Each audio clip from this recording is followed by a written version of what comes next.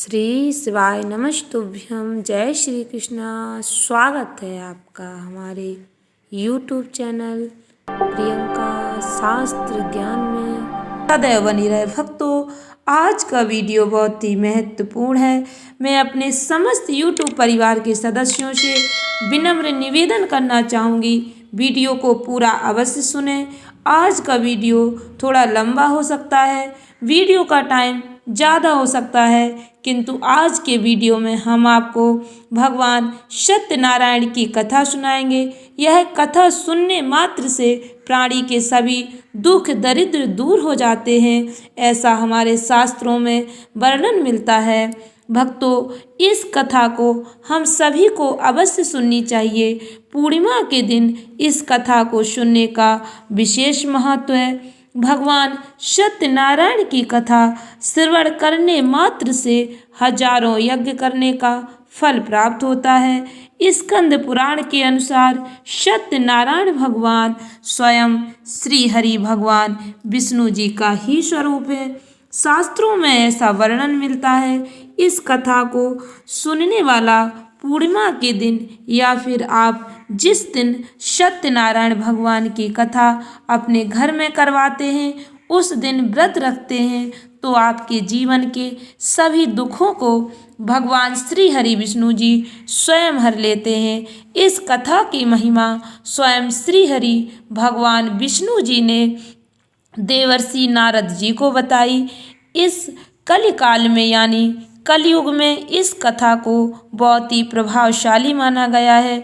जो लोग पूर्णिमा के दिन कथा नहीं करवा पाते, वे इस दिन कथा यदि सुन लेते हैं या भगवान सत्यनारायण भगवान का मन में ध्यान कर लेते हैं, तो उन्हें विशेष लाभ प्राप्त होता है। पुराणों में ऐसा वर्णन मिलता है, जिस स्थान पर भगवान सत्यनारायण की पूजा होती है, वहाँ गौरी गणेश नवग्रह और समस्त दिक्पाल आते हैं। केले के पेड़ के नीचे या घर के ब्रह्म स्थान पर पूजा करने से उत्तम फल प्राप्त होता है। भगवान सत्यनारायण के प्रसाद भोग में पंजीरी, पंचामृत, केला और तुलसी दल विशेष रूप में सम्मिलित करने चाहिए। भक्तों, सत्यनारायण व्रत कथा सुनने से पहले पूरे भक्ति भाव के साथ कमेंट बॉक्स में हर हर महादेव, जय श्री कृष्णा अवश्य लिखें। चैनल पर पहली बार विजिट हुए, पहली बार मेरी आवाज़ सुन रहे, तो चैनल को सब्सक्राइब करके बेल आइकन अवश्य दबाएं, जिससे हमारे सभी वीडियो की नोटिफिकेशन आप तक पहुंचती रहे और आपको नई नई जानकारी प्राप्त होती रहे। श्री स्कंद पुराण के रेवा खंड के अनुसार सत्यनारायण भगवान की कथा इस प्रकार है। भक्तों, ध्यान से सुने और पुण्य फल प्राप्त करें। पहला अध्याय। नैमिषारण्य तीर्थ में एक समय की बात है। शौनक आदि 88,000 ऋषियों ने श्री सूत जी से प्रार्थना की, हे प्रभु, इस कलयुग में वेद विद्या सहायक प्रभु भक्ति किस प्रकार मिल सकती है तथा उनकी नियुक्ति कैसे होगी। हे मुनि श्रेष्ठ, कोई ऐसा उपाय बताएं जिससे इस समय कलिकाल में कलयुग में पुण्य प्राप्त हो सके और मन वांछित फल की प्राप्ति हो सके।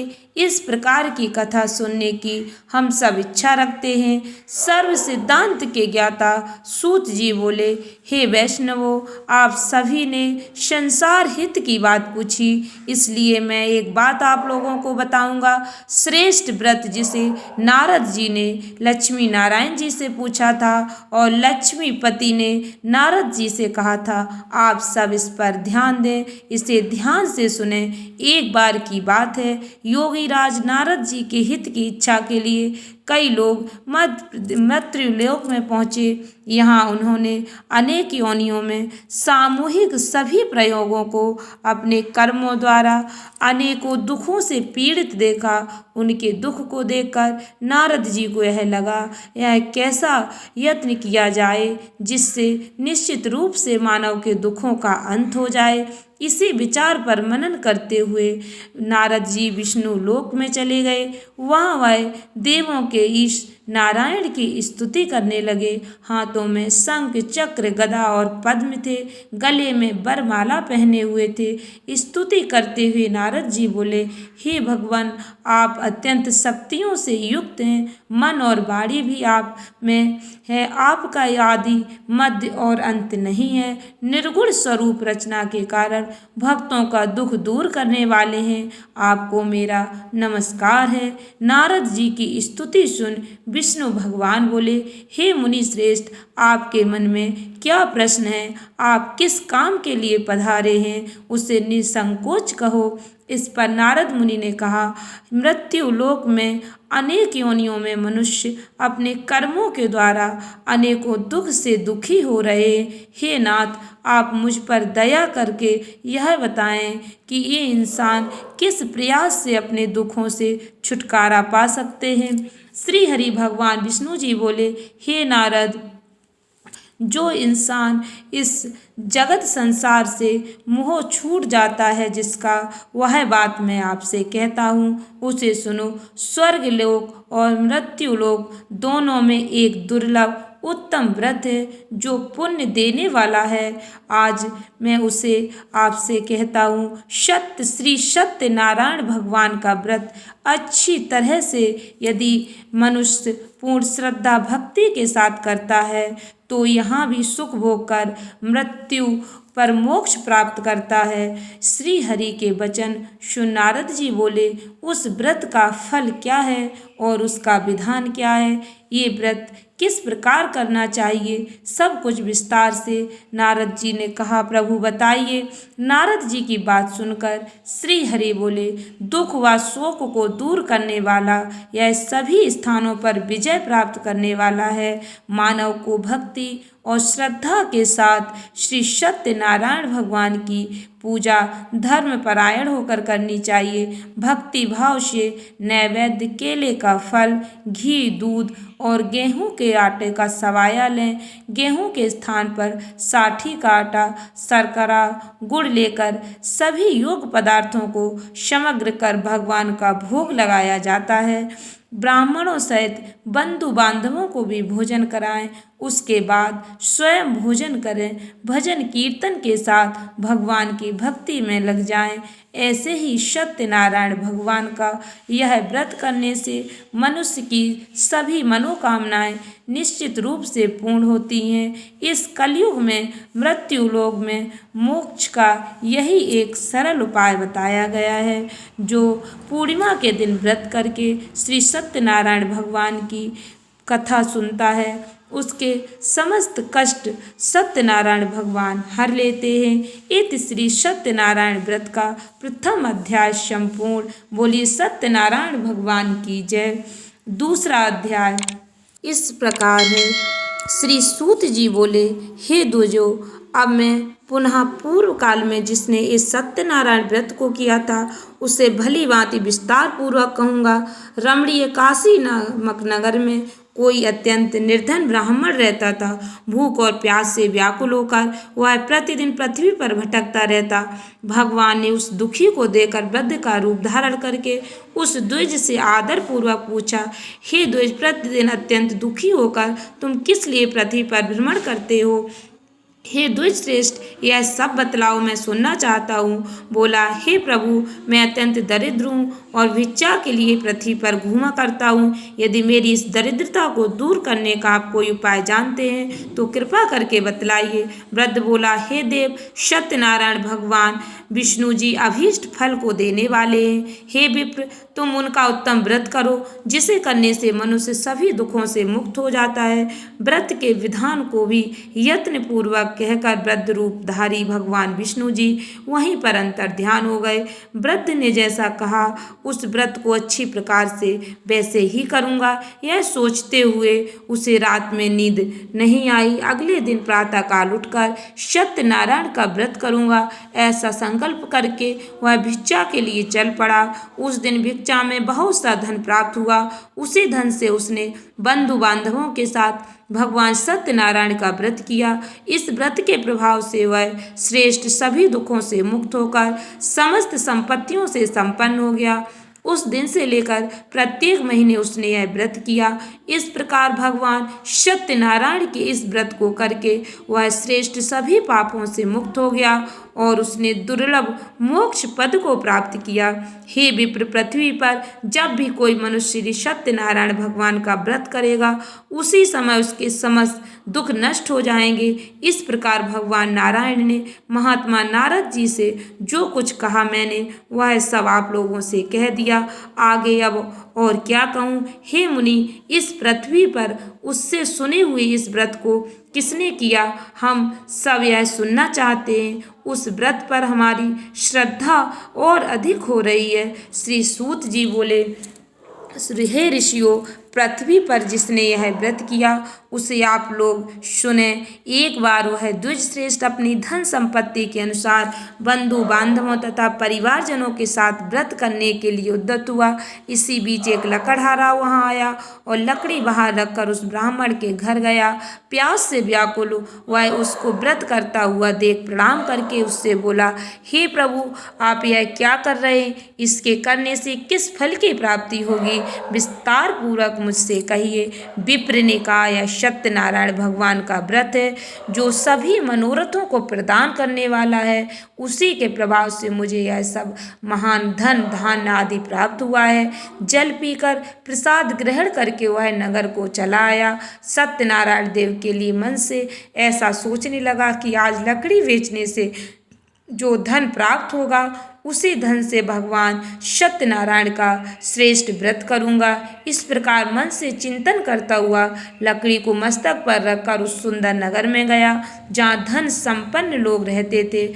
उस दिन उसने लकड़ी का दोगुना मूल प्राप्त किया। इसके बाद प्रसन्न हृदय होकर वह पके हुए केले का फल, शक्कर, घी, दूध, गेहूं का चूड़ सवाया मात्रा में लेकर अपने घर आया। इसके बाद उसने अपने बांधवों को बुलाकर विधि विधान से भगवान श्री सत्यनारायण जी का व्रत किया।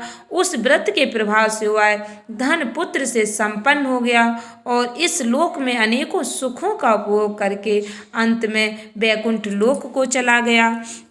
यह सत्यनारायण भगवान की जय।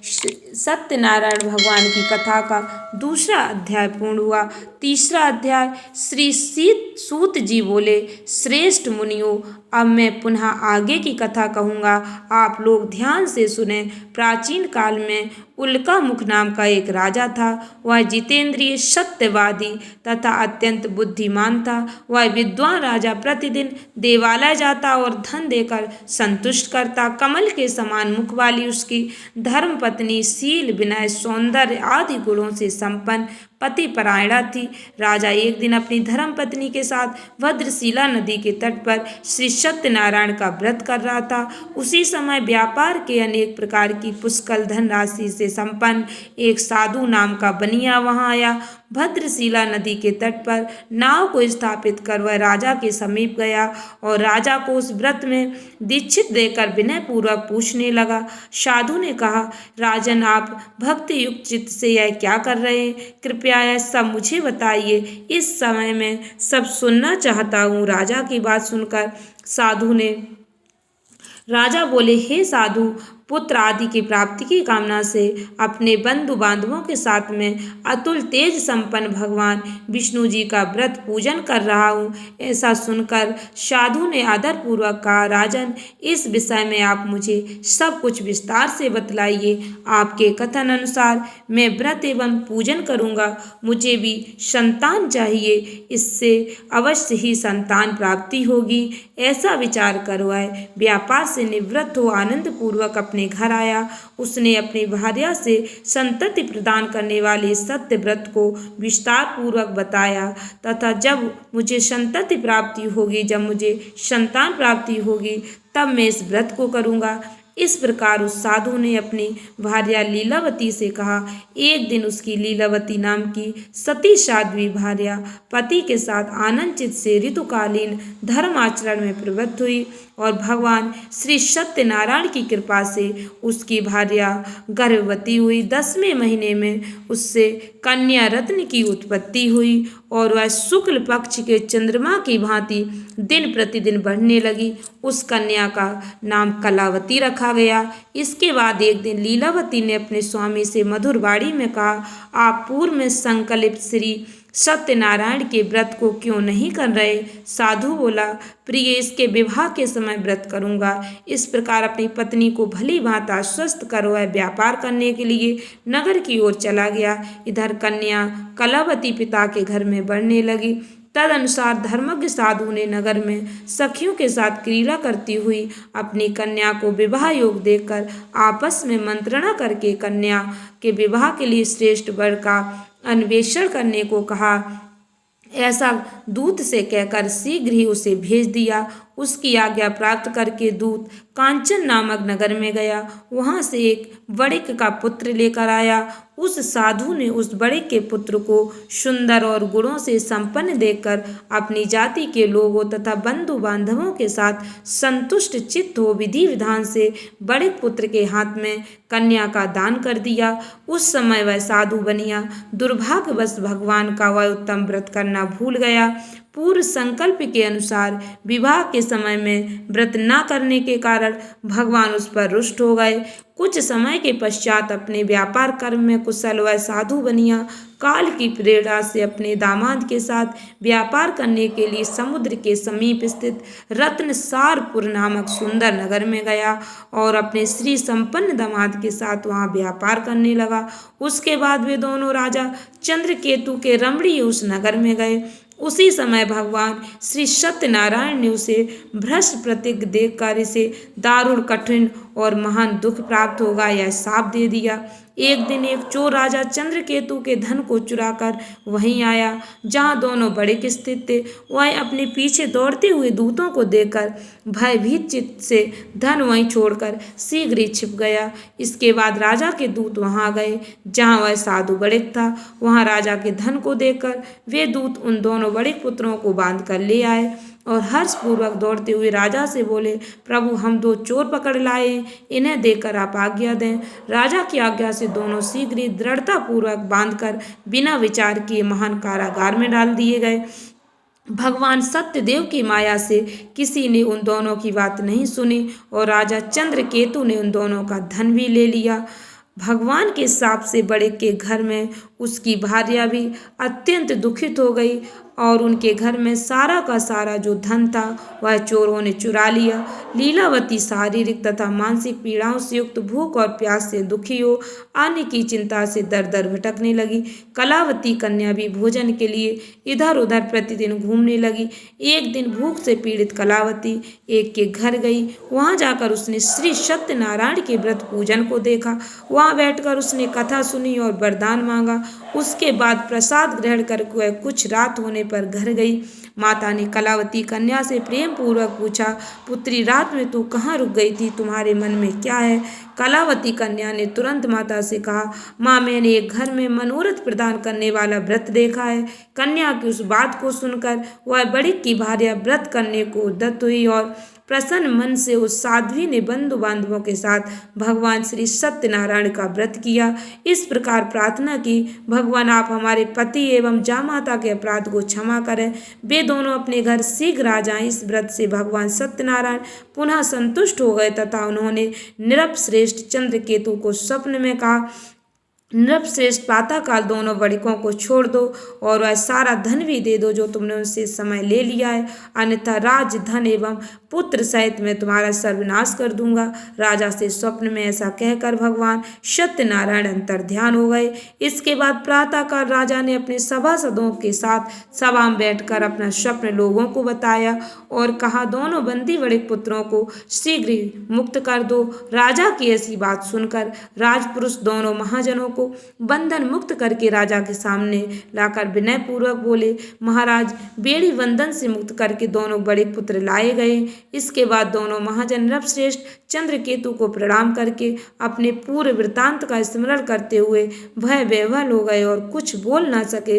राजा ने वणिक पुत्रों को देखकर आदर पूर्वक कहा, आप लोगों को प्रारब्धवश यह महान दुख प्राप्त हुआ है, इस समय अब कोई भय नहीं है। ऐसा कहकर उनकी बेड़ी खुलवाकर क्षौर कर्म आदि कराया। राजा ने वस्त्र अलंकार देकर उन दोनों वणिक पुत्रों को संतुष्ट किया।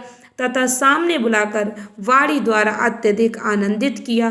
पहले जो धन लिया था उसे दुगना करके दिया। उसके बाद राजा ने पुनः उनसे कहा, साधु अब आप अपने घर को जाएं। राजा को प्रणाम करके आपकी कृपा से हम जा रहे हैं। ऐसा कहकर उन दोनों महावैश्यों ने अपने घर की ओर प्रस्थान किया। इस प्रकार सत्यनारायण कथा का तीसरा अध्याय संपूर्ण हुआ। बोलो सत्यनारायण भगवान की जय। चौथा अध्याय इस प्रकार है। श्री सूत जी बोले, साधु बनिया मंगलाचरण करके और ब्राह्मणों को धन देकर अपने नगर के लिए चल पड़ा। साधु के कुछ दूर जाने पर भगवान सत्यनारायण की उस सत्यता की परीक्षा के विषय में जिज्ञासा हुई। साधु तुम्हारी नाव में क्या भरा है? तब धन के मद में चूर दोनों महाजनों ने अवहेलनापूर्वक हंसते हुए कहा, दंडिन क्यों पूछ रहे हो? क्या कुछ द्रव्य लेने की इच्छा है? हमारी नाव में तो लता और पत्ते आदि भरे हैं। ऐसी निष्ठुर वाणी सुनकर तुम्हारी बात सच हो जाए।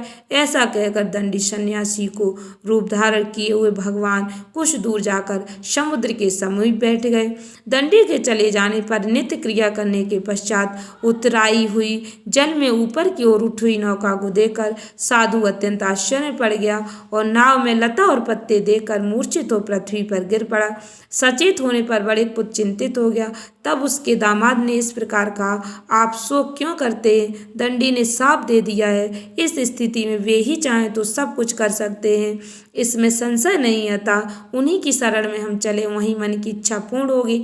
दामाद की बात सुनकर वह साधु बनिया उनके पास गया और वहां दंडी को देखकर उनसे भक्ति पूर्वक प्रणाम किया तथा आदर पूर्वक कहने लगे, आपके सम्मुख मैंने जो कुछ कहा है असत्य भाषण रूप अपराध किया है, आप मेरे उस अपराध को क्षमा करें। ऐसा कहकर बारंबार प्रणाम करके वह महान शोक से आकुल हो गया। दंडी ने उसे रोता हुआ देखकर कहा, हे मूर्ख, रो मत, मेरी बात सुनो। मेरी पूजा से उदासीन होने के कारण मेरी आज्ञा से ही तुमने बारंबार दुख प्राप्त किया है। भगवान की ऐसी वाणी सुनकर वह उनकी स्तुति करने लगा। साधु ने कहा, हे प्रभु, यह आश्चर्य की बात है कि आपकी माया से मोहित होने के कारण ब्रह्मा आदि देवता भी आपके गुणों और रूपों को यथावत रूप से नहीं जान पाते। फिर मैं मूर्ख आपकी माया से मोहित होने के कारण कैसे जान सकता हूँ? आप प्रसन्न हो, मैं अपनी धन संपत्ति के अनुसार आपकी पूजा करूँगा। मैं आपकी शरण में आया हूँ। मेरा जो नौका में स्थित पूरा धन था उसकी मेरी रक्षा करें। उस बनिया की भक्ति युक्त वाणी सुनकर भगवान श्री हरि विष्णु संतुष्ट हो गए। भगवान श्री हरि ने उसे अभीष्ट वर प्रदान करके वहीं अंतर ध्यान हो गए। उसके बाद वह साधु अपनी नौका में चढ़ा और उसे धन धान से परिपूर्ण देखकर भगवान सत्यदेव की कृपा से हमारा मनोरथ सफल हो गया। ऐसा कहकर स्वजनों के साथ भगवान जी की विधिवत पूजा की। भगवान श्री सत्यनारायण की कृपा से वह आनंद से परिपूर्ण हो गया और नाव को प्रयत्न पूर्वक संभाल कर अपने देश के लिए प्रस्थान किया। साधु बनिया ने अपने दामाद से कहा, वह देखो, मेरी रत्नपुरी नगरी दिखाई दे रही है। इसके बाद उसने अपने धन के रक्षक दूत को अपने आगमन का समाचार देने के लिए अपनी नगरी में भेजा। उसके बाद उस दूत ने नगर में जाकर साधु की भार्या को देख हाथ जोड़कर प्रणाम किया, उसके लिए अभीष्ट बात कही। सेठ जी अपने दामाद तथा बंधु वर्गों के साथ बहुत सारे धन धान से संपन्न होकर नगर के निकट पधार गए। दूत के मुख से यह बात सुनकर वह महान आनंद से विह्वल हो गई और उस साध्वी ने श्री सत्यनारायण की पूजा करके अपनी पुत्री से कहा, मैं साधु के दर्शन के लिए जा रही हूँ, तुम शीघ्र आओ। माता का ऐसा वचन सुनकर व्रत को समाप्त करके प्रसाद का परित्याग कर वह कलावती भी अपने पति का दर्शन करने के लिए चल पड़ी। इससे भगवान सत्यनारायण रुष्ट हो गए और उन्होंने उसके पति को नौका को धन के साथ हरण करके जल में डुबो दिया। इसके बाद कलावती कन्या अपने पति को न देख महान शोक से रुदन करती हुई पृथ्वी पर गिर पड़ी। नाव का अदर्शन तथा कन्या को अत्यंत दुखी देख भयभीत मन से साधु बनिया ने सोचा, यह क्या आश्चर्य हो गया। नाव का संचालन करने वाले भी सभी चिंतित हो गए। तदंतर वह लीलावती भी कन्या को देखकर बेहवल हो गई और अत्यंत दुख से विलाप करती हुई अपने पति से इस प्रकार बोली, अभी अभी नौका के साथ वह कैसे अलक्षित हो गया। न जाने किस देवता की उपेक्षा से वह कन्याओं का हरण कर ली गई अथवा श्री सत्यनारायण का महात्म कौन जान सकता है। ऐसा कहकर वह स्वजनों के साथ विलाप करने लगी और कलावती कन्या को गोद में लेकर रोने लगी। कलावती कन्या भी अपने पति के नष्ट हो जाने पर दुखी हो गई। पति की पादुका लेकर उनका अनुगमन करने के लिए उसने मन में निश्चय किया। कन्या के इस प्रकार के आचरण को देख भार्या सहित वह धर्मज्ञ साधु बनी अत्यंत शोक संतप्त हो गया और सोचने लगा, या तो भगवान सत्यनारायण ने अपहरण किया अथवा हम सभी भगवान सत्यदेव की माया से मोहित हो गए हैं। अपनी धन शक्ति के अनुसार मैं भगवान श्री सत्यनारायण की पूजा करूंगा। सभी को बुलाकर इस प्रकार कहकर उसने अपने मन की इच्छा प्रकट की और बारंबार भगवान सत्यनारायण को दंडवत प्रणाम किया। इससे दीनों के परिपालक भगवान सत्यदेव प्रसन्न हो गए। भक्त वत्सल भगवान ने कृपा पूर्वक कहा, तुम्हारी कन्या प्रसाद छोड़कर अपने पति को देखने चली गई। निश्चय इसी कारण उसका पति अदृश्य हो गया। यदि घर जाकर प्रसाद ग्रहण करके वह पुनः आए तो हे साधु बनिया, तुम्हारी पुत्री पति को प्राप्त करेगी, इसमें संशय नहीं है। कन्या कलावती भी आकाश मंडल से ऐसी बाणी सुनकर शीघ्र ही घर गई और उसने प्रसाद ग्रहण किया। पुनः आकर स्वजनों तथा अपने पति को देखा। तब कलावती कन्या ने अपने पिता से कहा, अब तो घर चलें, विलंब क्यों कर रहे। कन्या की वह बात सुनकर बड़े पुत्र संतुष्ट हो गया और विधि विधान से भगवान सत्यनारायण का पूजन करके धन तथा बंधु बांधवों के साथ अपने घर गया। तदंतर पूर्णिमा तथा संक्रांति पर्वों पर भगवान सत्यनारायण का पूजन करते हुए इस लोक के सुख भोग कर अंत में वह वैकुंठ लोक को चला गया। बोलिए सत्यनारायण भगवान की जय। सत्यनारायण कथा का चौथा अध्याय पूर्ण हुआ। पांचवा अध्याय। श्री सूत जी बोले, श्रेष्ठ मुनियों, अब इसके बाद मैं दूसरी कथा कहूँगा, आप लोग ध्यान से सुने। अपनी प्रजा का पालन करने में तत्पर तुंगध्वज नामक एक राजा था। उसने सत्यदेव के प्रसाद का परित्याग करके दुख प्राप्त किया। एक बार वह वन में जाकर और वहाँ बहुत से पशुओं को मारकर बट वृक्ष के नीचे आया। वहाँ उसने देखा कि गोपगण बंधु बांधवों के साथ संतुष्ट होकर भक्ति पूर्वक भगवान सत्यदेव की पूजा कर रहे। राजा यह देखकर भी अहंकारवश ना तो वहां गया और ना ही उसने भगवान सत्यनारायण को प्रणाम किया। पूजन के बाद सभी गोपगण भगवान का प्रसाद राजा के समीप रखकर वहां से लौट आए और इच्छा अनुसार उन सभी ने भगवान का प्रसाद ग्रहण किया। इधर राजा को प्रसाद का परित्याग करने से बहुत दुख हुआ। उसका संपूर्ण धन धान एवं सभी पुत्र नष्ट हो गए। राजा ने मन में यह निश्चय किया कि अवश्य ही भगवान सत्यनारायण ने हमारा नाश कर दिया, इसलिए मुझे वहां जाना चाहिए जहां से सत्यनारायण का पूजन हो रहा था। ऐसा मन में निश्चय करके वह राजा गोपगणों के समीप गया और उसने गोपगणों के साथ भक्ति श्रद्धा से युक्त होकर विधि पूर्वक भगवान सत्यदेव की पूजा की। भगवान सत्यदेव की कृपा से वह पुनः धन और पुत्रों से संपन्न हो गया तथा इस लोक में सभी सुखों का भोग करके अंत में वैकुंठ लोक को प्राप्त हुआ। श्री सूत जी कहते हैं, जो व्यक्ति इस परम दुर्लभ श्री सत्यनारायण के व्रत को करता है और पुण्यमयी तथा फल प्रदायिनी भगवान की कथा को भक्ति युक्त होकर सुनता है, उसे भगवान सत्यनारायण की कृपा से धन धान्य की प्राप्ति होती है। दरिद्र धनवान हो जाता है, बंधन में पड़ा हुआ बंधन से मुक्त हो जाता है, डरा हुआ व्यक्ति भय मुक्त हो जाता है। यह सत्य बात है, इसमें कोई संशय नहीं है। इस लोक में वह सभी फलों का उपभोग करके अंत में सत्यपुर वैकुंठ लोक को जाता है। इस प्रकार मैंने आप लोगों से भगवान सत्यनारायण के व्रत को कहा, जिसके करके मनुष्य सभी दुखों से मुक्त हो जाता है। कलयुग में तो भगवान सत्यदेव की पूजा विशेष फल प्रदान करने वाली है। भगवान श्री हरि विष्णु जी को ही कुछ लोग कलिकाल में सत्य ईश और कोई सत्यदेव सत्यनारायण नाम से पुकारेंगे। अनेक रूप धारण करने वाले भगवान सत्यनारायण सभी का मनोरथ सिद्ध करते हैं। कलयुग में सनातन भगवान विष्णु ही सत्य व्रत रूप धारण करके सभी के मनोरथ पूर्ण करेंगे। हे श्रेष्ठ मुनियों, जो व्यक्ति नित्य भगवान सत्यनारायण की इस व्रत कथा को पढ़ता है, सुनता है, भगवान सत्यनारायण की कृपा से उसके सभी पाप नष्ट हो जाते हैं। हे मुनीश्वरों, पूर्व काल में जिन लोगों ने भगवान सत्यनारायण का व्रत किया था, उसके अगले जन्म का वृतांत कहता हूँ, आप लोग ध्यान से सुने। महान प्रज्ञा संपन्न सत्यनारायण व्रत करने के प्रभाव से दूसरे जन्म में सुदामा हुए। उस जन्म में भगवान श्री कृष्ण का ध्यान करके उन्होंने मोक्ष प्राप्त किया। लकड़हारा भिल्ल गुहों का राजा हुआ। अगले जन्म में उसने भगवान श्री राम की सेवा करके मोक्ष प्राप्त किया। महाराज उल्कामुख दूसरे जन्म में राजा दशरथ हुए, जिन्होंने श्री रंगनाथ जी की पूजा करके अंत में वैकुंठ प्राप्त किया। इस प्रकार धार्मिक और सत्यव्रती साधु पिछले जन्म के सत्यव्रत के प्रभाव से दूसरे जन्म में मोरध्वज नामक राजा हुए।